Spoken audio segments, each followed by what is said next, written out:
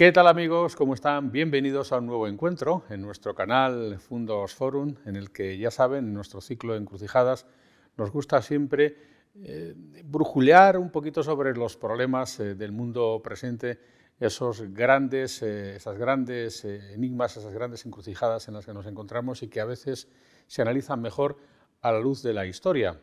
Hoy nuestro encuentro va a ser eso, una mirada retrospectiva, acompañados por una persona cuyo trabajo ha sido justamente el de estudiar las sociedades y evaluar cómo se comportaban nuestros mismos contemporáneos, nuestros mismos paisanos, pero en épocas atrás.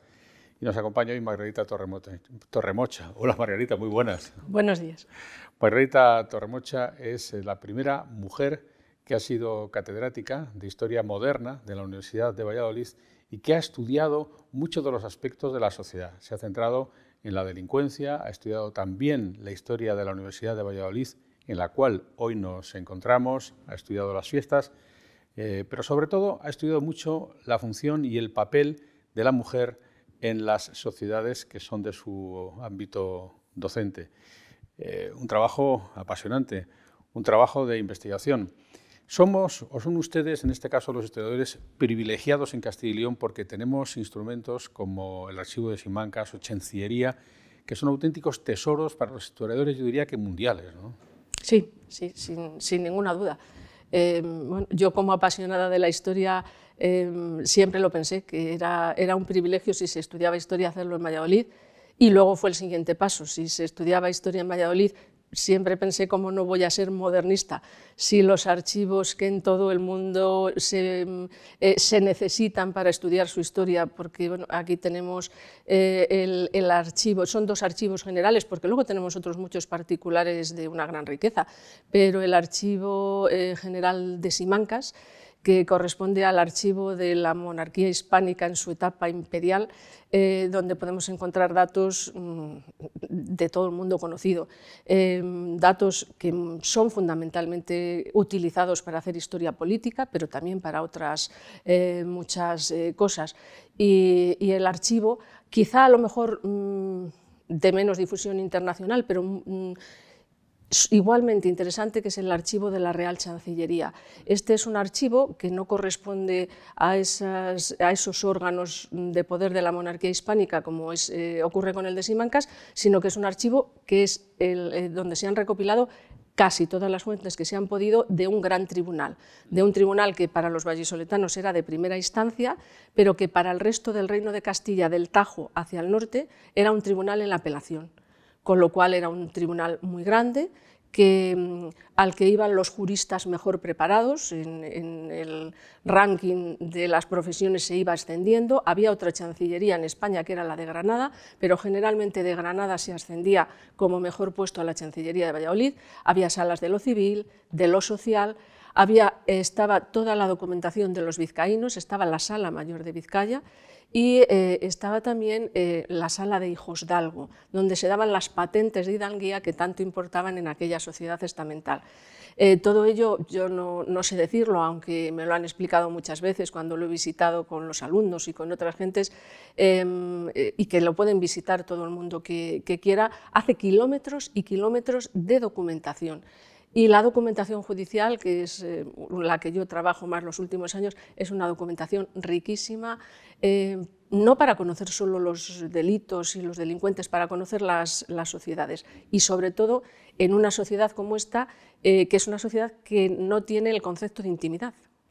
El concepto de intimidad va a ser burgués, va a ser decimonónico, y en estas sociedades lo que pasa en las casas, lo que pasa en los recintos, parece que es todo mucho más público, y lo que nos dicen los testimonios también lo es de una riqueza impresionante. Yo creo que no habría ninguna novela histórica que pudiera llegar a alcanzar la riqueza que muchas veces encuentras cualquier mañana en un pleito investigando en la Real Chancillería. Pues sabedores que tenemos ese tesoro, el de la Chancillería, también el del Archivo de Simancas, y sabedores, afortunadamente, de que no tenían intimidad, no les parecía que fuera un factor relevante. Margarita ha escrito, entre otros muchísimos libros, luego hablaremos de ello, una monografía sobre la violencia intrafamiliar ante los tribunales en los siglos XVI y XIX. La familia Margarita era como un pequeño reino y el rey era el padre de familia. y podía ejercer la violencia sobre el resto de los miembros de la familia, también sobre su esposa. A ver, ese era el discurso oficial, más o menos. El rey está a la cabeza de sus reinos y puede corregir a sus súbditos. En los mismos términos estaría la corrección del padre de familia, cabeza de la pequeña república del hogar, que debe corregir. Cuando se dice debe corregir es una obligación. Por lo tanto, si él en su casa tiene una mujer que responde, como diría cualquier texto de confesor, a ser callejera, parlera, despreocupada, que no tiene la comida a su hora puesta que sale con las amigas y un largo etcétera, esa es una conducta que debe corregir.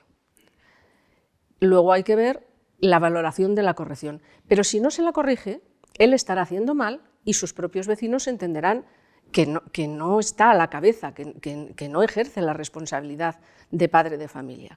Lo mismo ocurriría, por supuesto, con sus hijos, a los que debe de corregir, y si eso supone castigar también, y también a los criados. Los criados, las criadas, de haberlas en la casa, caerían más dentro del ámbito de la mujer. En ese caso, la mujer, que es la que controla el hogar y por lo tanto las criadas que atienden al hogar, estaría obligada también a corregir a sus criadas. Pero estamos en una sociedad estamental. Eso significa que se permite la corrección, pero si, como dicen algunos pleitos, la pegaba sin merecérselo. Es decir, sin causa justificada. Claro, ahí está. En esos casos, quiero decir que de la misma manera que en algunos casos los golpes del marido se pueden entender por la comunidad, por el vecindario, por el confesor, pueden no entenderse cuando ellos bien saben, como dicen en muchas ocasiones, que esta mujer ha estado todo el día en casa, que solo salió a misa, que está recogida, que cocina, que cose si tiene que coser, pero que su marido llega tarde, borracho. Entonces, es decir, que en teoría está justificada la corrección. Excederse en la corrección es lo que no está justificado. Pero luego hay que medir ese exceso. Luego nosotros cuando lo vemos en los tribunales, pues tenemos que estudiar sobre todo el discurso jurídico que utilizan los agentes, sean abogados, sean jueces o fiscales, donde interpretan si se ha excedido o no se ha excedido. Porque ¿quién pleiteaba en esas circunstancias? ¿Era la mujer la que se defendía ante el tribunal? ¿Eran los vecinos? ¿Era la familia de la mujer? Se ha dicho en muchas ocasiones pues, que la mujer solo iba normalmente a estas cosas de la mano de un varón. Nos encontramos a mujeres que acuden ellas solas, acuden para hablar de malos tratos, no siempre. A veces lo que quieren es pedir no un divorcio, sino una separación de cuerpos, una paga, que se marche, pero una paga. Es decir, y en ese discurso acaba apareciendo que se le ha golpeado. En otras ocasiones, esos golpes son rechazados de tal manera por la comunidad que si estamos en el siglo XVI o XVII suele ser el párroco, o que o bien lo conoce o le dan aviso. Si estamos en el XVIII y sobre todo a finales del XVIII, los instaurados por la Ilustración alcaldes de barrio, que están más cercanos a la comunidad, son los que con conocimiento de ellos se lo notifican al alcalde del crimen, que empieza a actuar de oficio. Pero hay veces que sí, hay veces que van las mujeres, es decir, esos malos tratos que pueden ser entendidos de muchas maneras, como encierros, a veces también se pueden dar en mujeres de la nobleza, en mujeres de la alta burguesía, es decir, que tampoco tenemos que pensar que eso es como ocurre hoy en día, que unos casos de violencia doméstica solo ocurren en ambientes de marginalidad, se pueden dar en cualquier sitio. Entonces, la mujer va, y como estamos estudiando pues, la mujer en los tribunales, ante los tribunales vemos que van a defender lo suyo. Solas pocas veces procuran, es decir, es más fácil que cuando tengan que ir a buscar sus derechos, lo hagan de la mano de un padre, de la mano de un hermano, en este caso si el marido es el que las golpea, no, pero sino también de la mano de su marido. Suelen ir más veces acompañada, pero si la mujer reclama sus derechos, en Castilla reclama sus derechos en los tribunales, en menor medida que el hombre, generalmente, pero sí los reclama. Y los civiles también, por supuesto. Interpreto, Margarita, que entonces no existe ese concepto que tenemos modernamente, actualmente, contemporáneamente, de género. No existe como tal el género femenino y masculino a efectos del derecho, digámoslo así. Sí. Yo siempre digo que hago historia. Hasta hace no mucho tiempo se ha hecho una historia sin mujeres. Es algo que no es entendible. Sí que es verdad que en cierta manera se ha jugado mucho ese victimismo feminista, de que las mujeres no tenían presencia, no mandaban, pero las mujeres eran la mitad de la sociedad. Hay que buscar fuentes donde esas mujeres estén. Y las mujeres están, aunque los que pleiten sean los hombres. Entonces, yo he pasado o he intentado que la historia que yo haga no sea una historia sin mujeres, sino que sea una historia con mujeres, incluso a veces una historia de mujeres. Pero en lo que la historiografía denomina historia de género, metodológicamente de género, yo no la he trabajado. Yo creo que hay que mantener, o yo mantengo el mismo rigor que cuando he hecho estudios de historia cultural para hacer estudios de historia de la mujer. Por supuesto, es decir, hay hombres y hay mujeres. Y además es que estamos en una sociedad estamental, es una sociedad de desiguales.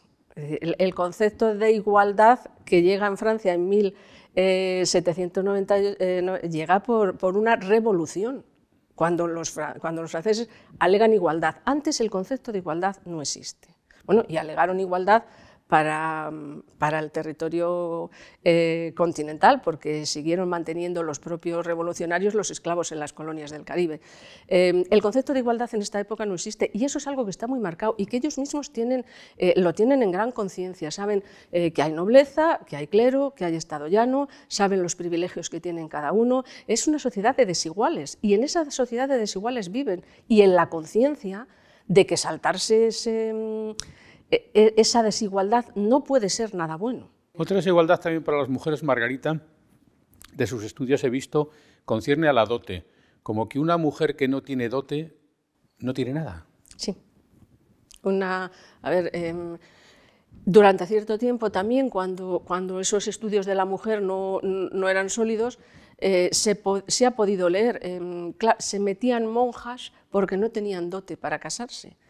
Totalmente falso. Las dotes de los conventos se piden en el 16, en el 17, época de crisis, todavía van subiendo cada vez más las dotes, hasta que el propio rey interviene y dice que hay que frenar esa subida porque, claro, es la ley de la oferta y la demanda. Hay muchos padres que quieren meter a sus hijas en un convento, con lo cual, como los conventos hay un freno, se frena también el número de fundación de conventos con respecto al 16, no dan cabida para todas esas peticiones. Se pueden permitir ir subiendo y subiendo la dote a 1000 ducados por encima, es decir, que entrar en un convento exigía también una dote, exigía en muchas ocasiones pagar el primer año de noviciado, que era como el que pagaba un internado, que no todo el mundo lo podía pagar.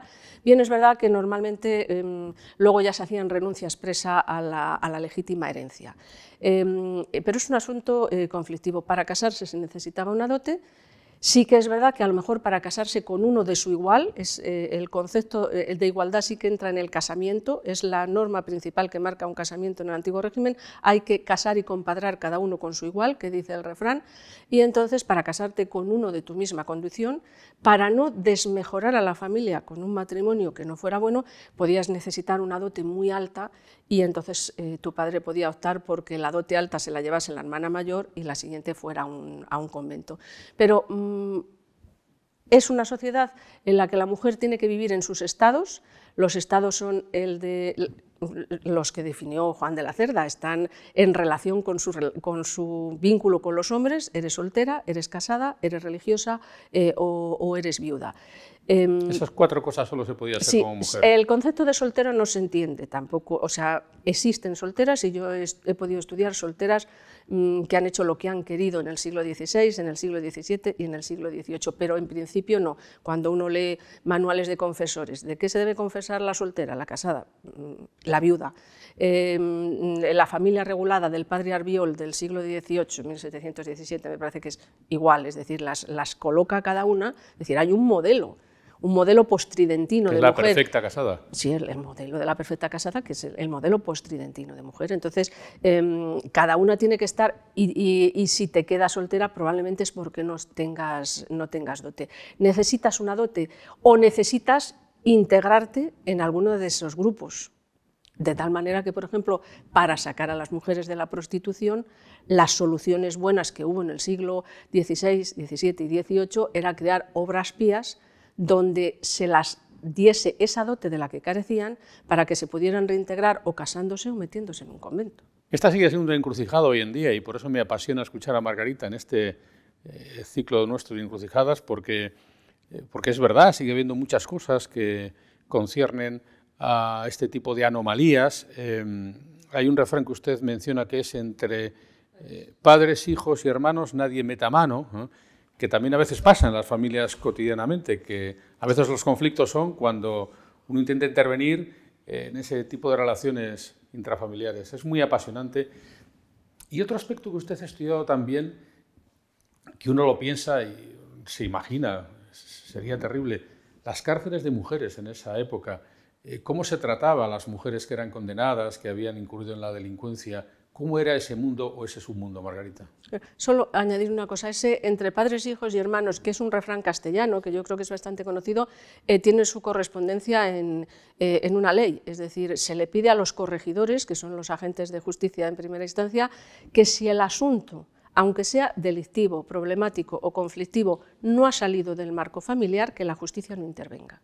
Caray. Solo cuando ya haya salido, haya saltado, cause escándalo público, entonces tiene que intervenir la justicia. Si no, y eso se ha heredado, sí que es verdad que de algunos de esos asuntos, que son violencia familiar, entre marido y mujer, entre padres e hijos, no salen porque ese concepto sí que se ha mantenido de los vecinos, que ellos en su casa hagan lo que quieran. En ese sentido sí que se ha incorporado. Además hay un derecho de familia, sí, es una rama del derecho que estudia...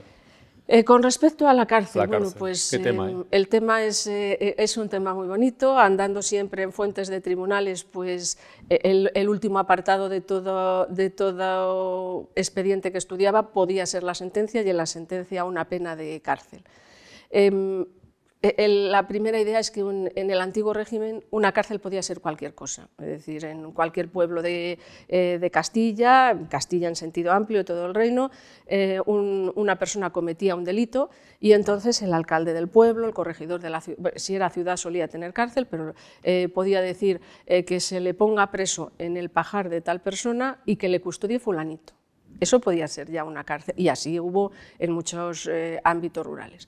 Pero claro, aquí en concreto en Valladolid, he hablado que tenemos un Tribunal Supremo, el Tribunal de Apelación de toda la zona norte, lógicamente tenía una cárcel de otras características, y esa cárcel se menciona muchas veces. ¿Dónde estaba situada, Margarita? Cambió bastante a veces estuvo en la propia Chancillería, pero estuvo cerca, la de mujeres, por ejemplo, estuvo cerca de San Lorenzo, en alguna ocasión, en la cárcel que se llama Galera, actualmente, fue cambiando de espacio y no siempre hubo. La legislación establecía que hubiera una cárcel de hombres y mujeres porque no se quería mezclar hombres y mujeres. Lo más interesante del tema de las cárceles de mujeres es que en el antiguo régimen las sentencias de cárcel se dan fundamentalmente a mujeres. En la cárcel están hombres y mujeres como cárcel procesal, como custodia procesal, es decir, para que el juez pueda seguir todo el proceso y no tenga el problema de que se le escape el acusado. Nada más tener noticia de que eso ha sucedido, le pone en cárcel, pero es una cárcel de custodia, una cárcel mientras dura el proceso.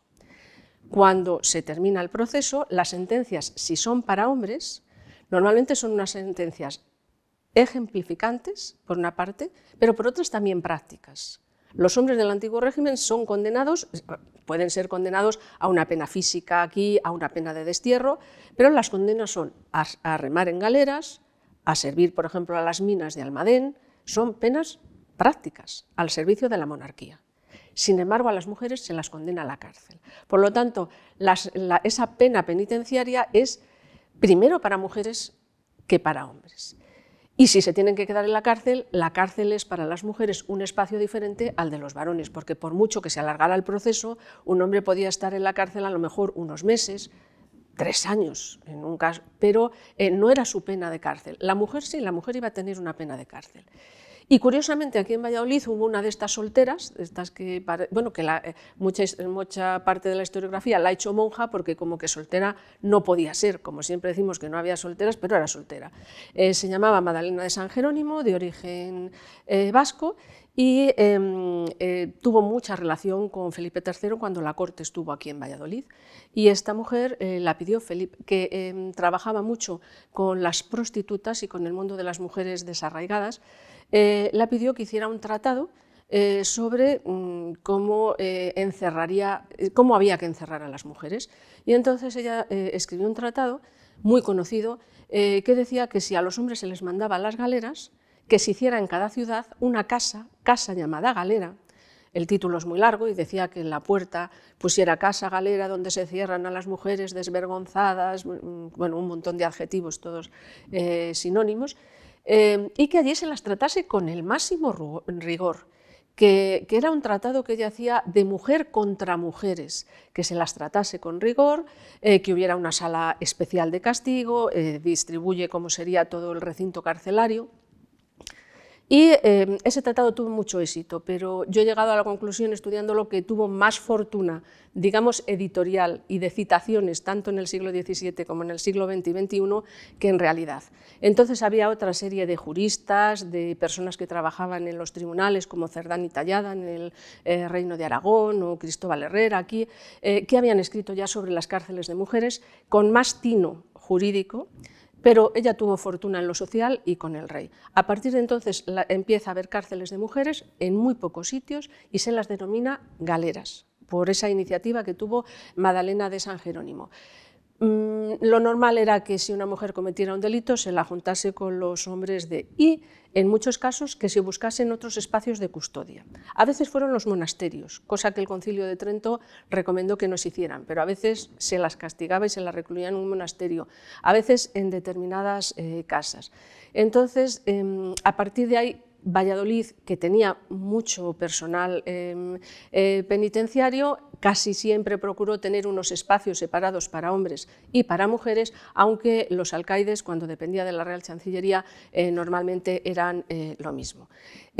Si tenemos en cuenta que cuando se estaba en la cárcel, aquel Estado moderno, o si lo podemos llamar así, no se encargaba ni de alimentar ni de subsistir a los que estaban prisioneros, es decir, ellos tenían que pagarse su propia estancia y su propia comida mientras estaban presos.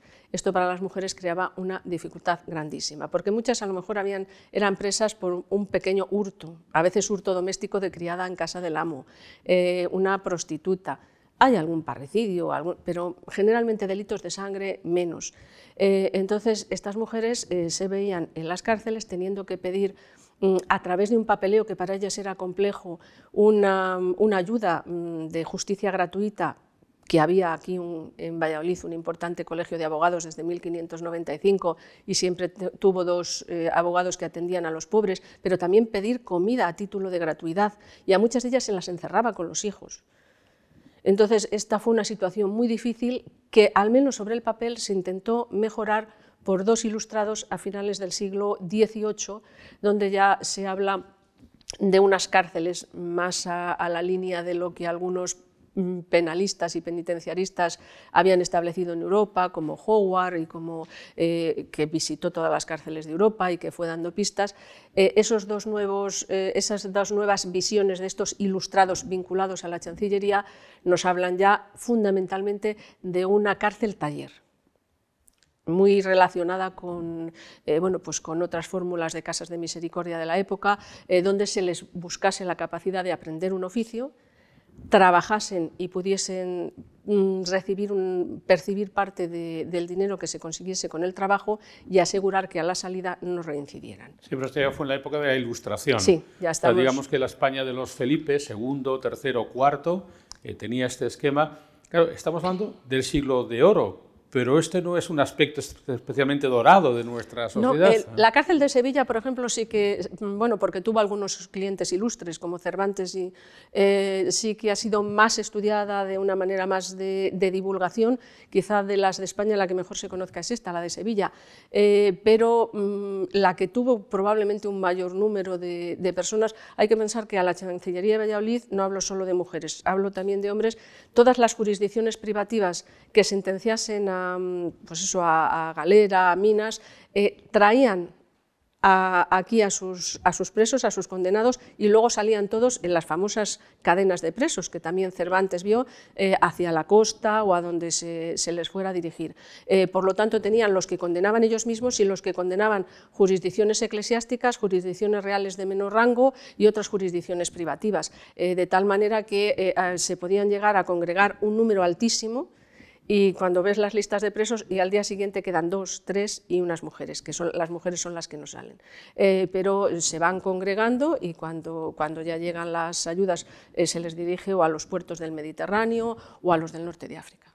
Otro de los aspectos que Margarita ha estudiado profundamente en un país en el que la picaresca es un género literario es la historia de la delincuencia. Una cosa que no solemos tener muy en cuenta cuando hablamos de la historia, que habitualmente versa sobre los reyes, las dinastías, los validos, pero la delincuencia también es un aspecto de la sociedad muy importante. ¿Qué tipo de delincuencia había en el siglo de Oro, en el siglo XVIII, Margarita? ¿Cuáles eran los delitos más frecuentes? Háblenos un poco de eso. Bueno, la delincuencia estaba, la corrupción, por ejemplo, estaba, pero yo no suelo estudiar historia política, pero ahí tenemos a Lerma, que tanto se paseó por las calles de Valladolid, que decía el poema que para no morir ahorcado el mayor ladrón del mundo se vistió de colorado. Es decir, se hizo cardenal. Y se fue a Lerma, desterrado a su pueblo porque no podía... Antes a don Rodrigo Calderón sí que le pasaron por la horca. Sí que le pasaron por la horca. Delincuencia, no estamos hablando de ese tipo de corrupción política, de fraudes. Hay estudios en los que sí que podemos hacer claramente una diferencia de género, entre hombres y mujeres. La delincuencia masculina, hemos de tener en cuenta que nosotros no tenemos un código penal hasta 1822, no hay una codificación. Por lo tanto, no hay unos tipos penales, pero los historiadores metodológicamente hemos reconstruido algunos. Realmente la ley que mejor nos definiría los delitos o la que nos apoyamos casi siempre son las partidas, o sea, nos iríamos a la Edad Media, ahí nos definen una serie de tipos delictivos y son diferentes para los hombres que para las mujeres, porque incluso hay delitos que se consideran delitos en la mujer y no en el hombre. El hombre puede tener delitos de sangre, hay más homicidios, parricidios incluso, hay más cuestiones de robo. Hay un tema que ese sí que sería común, pero lo podemos ver luego con las mujeres, que son las injurias, hay delitos contra la moral, pero sobre todo esos delitos más violentos que suponen sangre son mayoritariamente, están en la balanza de los hombres. En cuanto a la delincuencia femenina, está bastante restringida. Encontramos algunas asesinas de, bueno, pues pueden ser de hombres o de niños. Hace poco he trabajado yo el caso de una mujer que va a sacar un niño a la casa de expósitos y solo una hora después la encuentran intentando matarle. Hay asesinas, pero fundamentalmente los delitos que se siguen contra ellas estarían en los que llamamos delitos contra la moral sexual o relacionados con la moral sexual, delitos de injurias y de palabra, que son muy importantes en aquella sociedad, y robos, pero generalmente pequeños robos. Hay que tener en cuenta, con respecto a los delitos de injuria, que se le atribuyen más a las mujeres porque casi toda la literatura misógina de la época, porque es así, la denomina parlera, y una mujer parlera es una mujer mala. Entonces, si tú no tienes contención, pues es más fácil que insultes. Pero cuando insultas, estás atacando la honra de esa persona y la de todo su linaje. Y entonces no solo va a ser la mujer la que vaya a los tribunales en defensa de su honra, sino que va a ir su padre, su hermano. Entonces, bueno, hemos hecho bastantes estudios sobre esas injurias, no solo en Valladolid, el equipo con el que yo trabajo, también profesores de otros, incluso recientemente en Navarra ha salido una especie de diccionario de insultos. Simplificando, cuando se insulta a la mujer se la suele llamar puta o algo similar. Es decir, los insultos hacia la mujer casi siempre van en la misma dirección. Y si le están llamando esto, están insultando o al padre, o al hijo, o al marido, de tal manera que podía infamarla. Y hay una infamia social, que es malísima, y hay una infamia legal, que queda también detrás de algunas condenas. Pero si tú no tienes fama, si tú no tienes honra, por ejemplo, ante los tribunales, tu testimonio servirá menos. No es lo mismo el testimonio de una mujer con fama que de una que no tiene fama. Y en algunos delitos, como el estupro, si tú no tienes fama, directamente no te puedes permitir denunciar, porque solo afecta a las mujeres honestas. Entonces, infamar a una persona era muy importante en el antiguo régimen. Insultan hombres y mujeres, pero claro, como los hombres tienen una tipología de delitos mucho más amplia y más variada y con casos más fuertes, pues parece que tiene más peso dentro del de las mujeres. Después estarían esos robos a veces que las criadas hacen en las casas donde sirven, robos de una mujer a otra. Normalmente no son cosas de una gran entidad. Por ejemplo, un robo sacrílego, pues es muy difícil que encontremos a una mujer. Esos robos les encontraríamos con mucha más frecuencia en el grupo de los hombres. Pero sí que hay robos, a veces robos para comer, robos para vestirse mejor, cosas no de una gran, pero ellas son detenidas por los robos. Y luego ya está esa amplia tipología de los delitos que normalmente denominamos los historiadores, los juristas menos, contra la moral sexual, en los que entra la prostitución, la alcahuetería, el amancebamiento. Ahí hay un amplio grupo de delitos muy generalizados. En este caso son los que más les llevan a ellas a los tribunales. ¿Y qué tipo de condenas había? ¿Había condenas físicas, sí. A ver, pena de muerte, cárcel? Según las partidas, sí. El castigo hacia todos estos delitos que en aquella época se entendían sobre todo que atacaban al sacramento del matrimonio.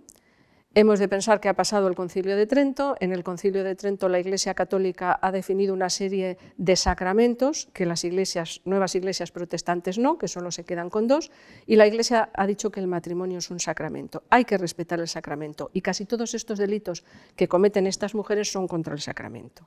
En ese sentido están bastante penados. Pero la realidad en los tribunales, porque siempre hay que ver todas las caras, la ley en algunos casos se aplicaba, había muchísimas jurisdicciones en el antiguo régimen, quizá la jurisdicción real ordinaria y en concreto la de la Chancillería fue de las menos severas, pero en jurisdicciones de señorío podían darse penas de muerte. El adulterio de mujer está tipificado no porque no existe código, pero según las partidas se puede dar muerte a la mujer, incluso la puede dar el marido o el padre inmediatamente, siempre que también mate al amante. Sin embargo, no hay adulterio masculino. El adulterio masculino no es delito, solo lo es el femenino.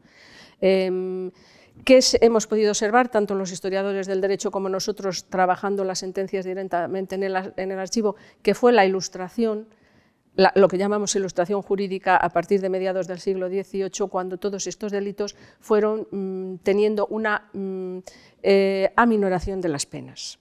Hasta entonces, en algunos casos podían ser de muerte, en otros casos destierro. El destierro era muy malo porque muchas de estas mujeres tenían ya un cierto desarraigo de por sí, y si encima las sacaba desde la ciudad donde podían tener amigos o algún familiar y las desterrabas fuera, podía ser malo. También es verdad que era muy difícil custodiar un destierro y algunas volvían pronto. A veces algunas de estas sentencias tuvieron condenas de desnudarla de medio cuerpo para arriba, subirlas en un pollino y darles azotes, un castigo que junto con colgarles cadenas de ajos era muy propio para el alcahuete. Pero casi todas esas fórmulas que se veían en el 16 no son tan frecuentes en el 17 y a partir de la ilustración jurídica van desapareciendo y aminorándose. En muchos casos, ante el mismo delito, a lo mejor otro juez simplemente hacía un apercibimiento legal de que eso no se volviera a repetir. Pero es que estamos en una sociedad de justicia de jueces, no de justicia de leyes. El arbitrio judicial es muy grande. La tipificación va a llegar en 1822. Hasta ese momento un juez podía hacer una cosa y otro otra porque tampoco se fundamentan las sentencias en derecho. ¿La justicia era gratuita? La justicia depende de los tribunales. Normalmente, si estos o estas pobres desgraciadas tienen bienes, lo primero que se hace es embargárselos. Embargárselos. Entonces, por ejemplo, ayer leía un embarazo de soltera, interviene la justicia para evitar un infanticidio y como tiene una serie de bienes, los pierde todos, porque con ellos se paga a la matrona, entre otras cosas, y los pierde todos. En el tribunal inquisitorial, que sería salirnos de la jurisdicción ordinaria, también se embarga siempre. Y la atención jurídica depende de quién la pueda tener. Valladolid es una ciudad privilegiada, tiene un colegio de abogados desde 1595 y siempre tuvo 2 abogados destinados a la justicia para pobres. Y a finales del 18 lo incrementó a 4 porque tenían mucha demanda. Entonces podías tener, pero también hay cofradías y asociaciones que se encargan de pagar la defensa. La estancia en la cárcel o te la paga alguna cofradía o alguna obra pía o algún familiar, tampoco te la pagan. Y si te mueres en la cárcel, también ojalá haya en la ciudad o en la villa alguna cofradía que se encargue de dar entierro a los que no pueden. Y si te tienen que dar garrotes, si te tienen que colgar, si tienes bienes también se pagará al verdugo con él. Si no, aquí en Valladolid, y ya se quejaron muchos vallisoletanos, el verdugo tenía el derecho de desvestirte para por lo menos vender la ropa de segunda suerte y pagarse en parte el servicio que había hecho. Y los vallisoletanos decían que les dejaban en cueros prácticamente al minuto de haberles colgado, porque ya o sea que normalmente se tenían que servir de su ropa, gratuita no. Caray, qué interesante, la verdad es que es muy interesante. Un pequeño apunte tan solo, que me quedan solo 15 minutos y quiero dedicarle otro tiempo a reflexionar un poco en su conjunto sobre la historia y sobre el concepto de la modernidad, sobre las universidades, porque usted ha estudiado mucho también la Universidad de Valladolid, una de las grandes universidades de Castilla y León y de España. ¿Se ha hecho poca historia de la universidad? ¿Usted piensa que todavía tenemos que trabajar más esa faceta para averiguar un poco cómo algunas tienen más fama de la que merecen y otras quizá menos? ¿Piensa que hay algunos estándares que podrían ser superados mediante la investigación histórica? Sí. Afortunadamente, la historia de las universidades no tuvo fortuna historiográfica como otras instituciones hasta el siglo pasado. El siglo pasado hubo 2 historiadores pioneros, los hermanos Peset de la Universidad de Valencia, por ejemplo, que iniciaron desde los años 80 congresos periódicos, vinculación con otros grupos de estudio de las universidades, y luego se siguió fundamentalmente desde Salamanca, en un grupo de investigación en el que yo he formado parte durante mucho tiempo. Pero hay mucha desigualdad en los estudios. Valencia está muy bien estudiada, pero Salamanca está muy bien estudiada. Salamanca tiene muchísimos estudios, ha tenido un instituto de estudios dirigido por el profesor Rodríguez San Pedro que les ha permitido hacer muchísimas publicaciones, estudiar muchos ámbitos, porque la universidad se puede estudiar desde muchos perfiles. No es lo mismo la universidad de los estudiantes que la de los catedráticos, que la del personal administrativo y de servicio. Yo creo que haber escrito sobre los 3 en algún momento dado, pero cuando a mí el profesor Teófanes Ejido me propuso este tema para hacer mi tesis doctoral, Valladolid no contaba nada más que con un trabajo, una tesina de las de entonces, y creo que no publicada para la Edad Media. Una institución como esta, de la que han salido pues los mejores, a lo mejor, teólogos que fueron al Concilio de Trento por parte de la monarquía, donde han salido tantas y tantas figuras relevantes en el mundo de las leyes, de la medicina, alguno también, pero en general personas muy relevantes. Esta universidad ha tenido pocos estudios, teniendo en cuenta que tiene un magnífico archivo que reúne toda nuestra historia.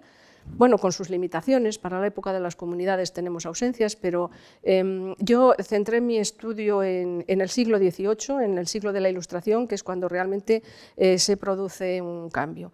Hay cosas que conocer, sí, las universidades eran instituciones muy diferentes a lo que nosotros pensamos ahora, pero nos permiten conocer pues, cómo era la selectividad del antiguo régimen, que era un examen de latín. Pues el examen de latinidad era lo que necesitabas de entrada.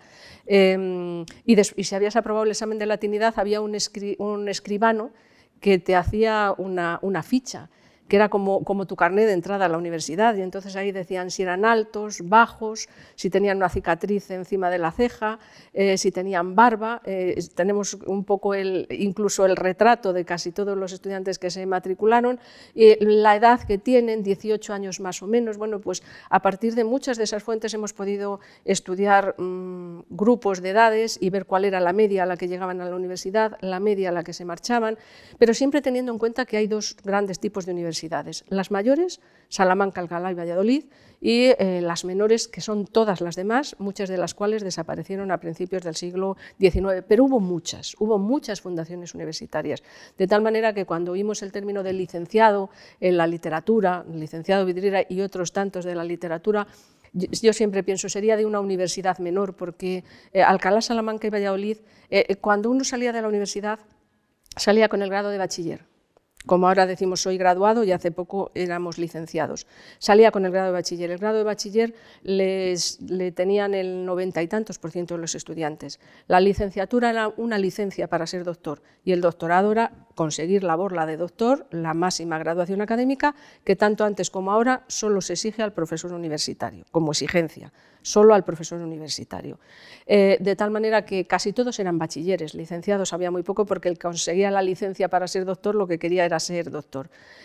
Los estudios en estas universidades eran caros. En las universidades pequeñas no solo eran más baratos, sino que además eran muy permisivos.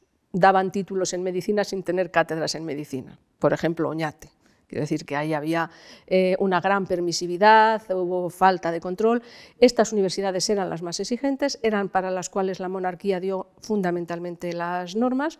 Y bueno, nos hemos acomodado a pensar generalmente que Salamanca fue la más grande de estas universidades. A finales del antiguo régimen, en el siglo XVIII, tenía más alumnos la Universidad de Valladolid. Puede que también antes, pero un mal sistema de matrículas.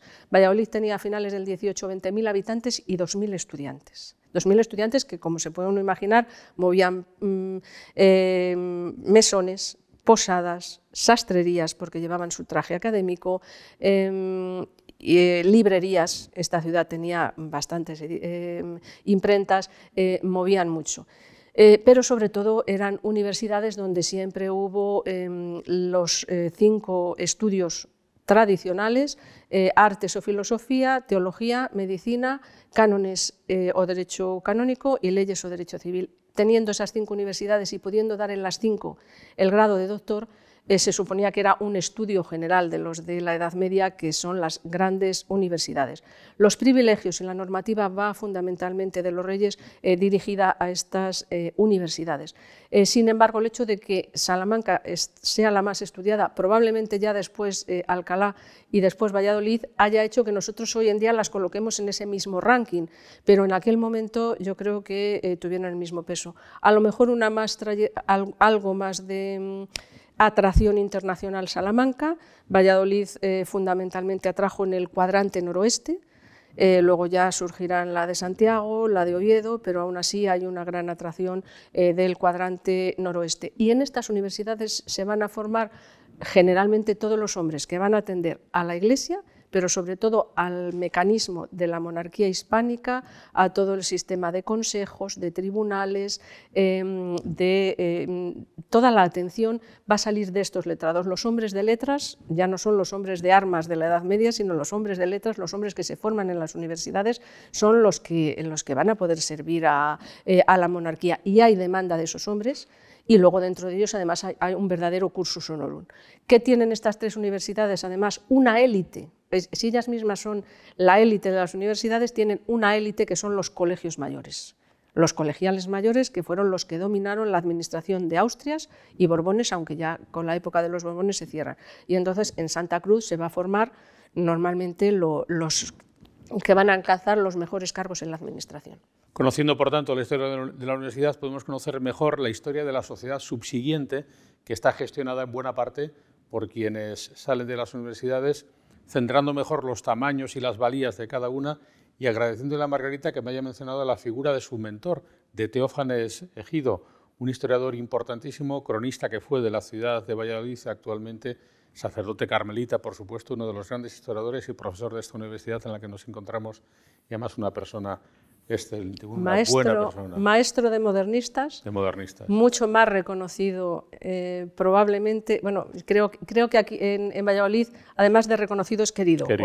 Yo así lo siento y creo que él también, pero como historiador tiene un reconocimiento nacional e internacional muy grande. La noticia del premio de las Ciencias Sociales de la Junta en unos minutos corrió entre toda la Fundación de Modernista con un gran reconocimiento, porque ha sido una persona muy avanzada, creo que hay que reconocerle los méritos, ha sido muy avanzada en sus interpretaciones, en asumir la historia de las mentalidades como algo importante. Nos ha enseñado a Lutero, a Santa Teresa, desde otras miras, pero sobre todo se ha puesto al lado de cada uno de los que empezábamos nuestra investigación y nos ha enseñado, nos ha dado ejemplo, nos ha alumbrado con su gran capacidad y sobre todo con su bondad y con su cariño, que es lo mejor. Que es muy importante. La humildad carmelita, desde luego, muy no la deja nunca.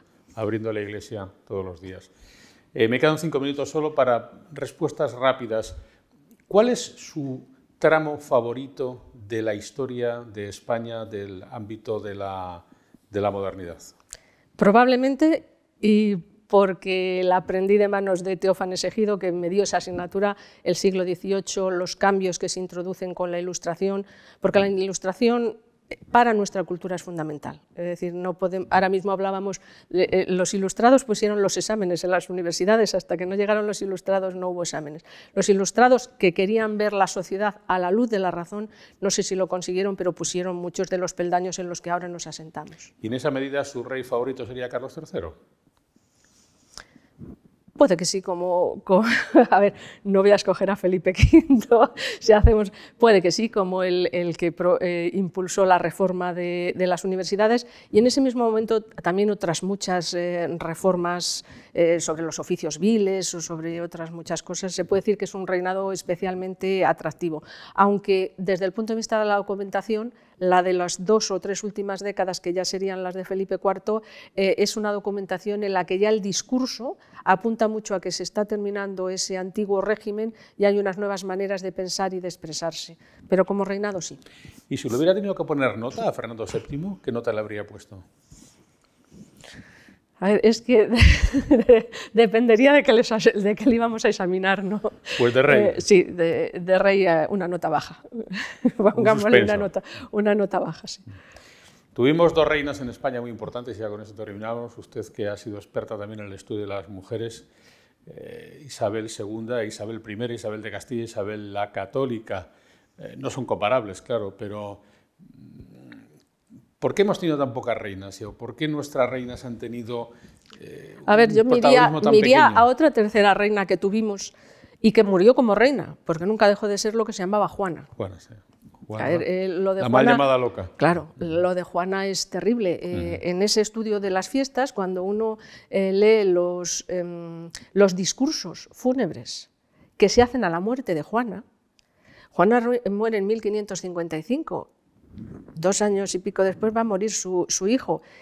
Nunca la han dejado gobernar, estuvo encerrada siempre. Le hacen el discurso oficial prácticamente como si hubiera sido una reina que hubiera estado reinando, hubiera estado en la calle, pero es que Carlos fue muy poco tiempo rey él solo.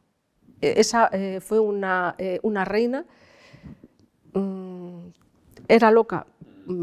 Siempre dicen que, o los historiadores que más han estudiado el periodo, que Isabel vio ciertos rasgos de la demencia de su madre en su hija. Hay otros historiadores que se limitan a decir que era una persona con una gran incapacidad para tomar decisiones. eso se demuestra cuando fueron los comuneros, pero probablemente también, independientemente de todo eso, tenía un sentido muy alto de la monarquía, y lo que le estaban pidiendo los comuneros es ir contra la monarquía en la figura de su hijo. Entonces, bueno, ahí tenemos una reina desde luego digna de estudiar, con una hija que se pasó los primeros años de su vida. Hay que tener en cuenta que los antecesores del abuelo de Lerma fue un carcelero cruel con ellas. Incluso la norma que tenía es, aunque haya un incendio, que llegó a verlo, no salen de aquí. Entonces, encerradas, viendo como mucho desde la ventana algo, con escasas relaciones y a la obediencia de los carceleros que su padre, su hijo, le colocaron. Una vida durísima, muy diferente a la de Isabel, pero yo no creo que menos dura. La vida de Isabel da un cambio fundamental, pero vamos, era la segunda baza. La otra baza fue su hermano Alfonso, que murió joven, que tampoco debía de tener grandes capacidades para ese gobierno. Fue princesa de Asturias y desde luego sí que bueno, pues, moderniza, da un cambio sustancial con respecto a su hermano Enrique IV, coloca las facciones nobiliarias, tiene una política y un papel muy activo, viendo por otra parte cómo se iban sus hijos, sin saber muy claro si ella tenía la misma idea y sobre todo hijas, de esa política matrimonial, perdiéndolos a todos, porque no era más fácil tampoco la vida de una reina. Pierde al primogénito, pierde después a la siguiente hija, pierde nietos, todo eso antes de morir ella y tampoco tan joven. Las vidas eran difíciles, la responsabilidad se asume y luego, bueno, pues un derecho hereditario que iba marcando esos hombres, que no impedía que algunas de las mujeres también tomaran algunas decisiones, pero estaba dentro de esa lógica estamental y de la manera en la que se procedía también en cualquier casa, es decir, era un linaje. Es de esperar que en España, no tardando, o sí tardando, pero que ocurra que alguna reina pronto hiciera historia. En todo caso, hemos hecho historia deliciosa, historia de la cotidianidad, historia de las mujeres, historia de la delincuencia, hablando hoy aquí en nuestro ciclo de encrucijadas con Margarita Torremocha. Muchas de las encrucijadas que están presentes en nuestro tiempo moderno lo han estado también en la historia que ha estudiado profundamente esta catedrática de Historia Moderna de la Universidad de Valladolid. Margarita, muchas gracias. Un placer habernos acompañado hoy aquí. Para mí también poder hablar de historia en esta ocasión. Muchas gracias. Y tendremos oportunidad de seguir hablando de estas encrucijadas en nuevos encuentros en nuestro canal Fundos Foro.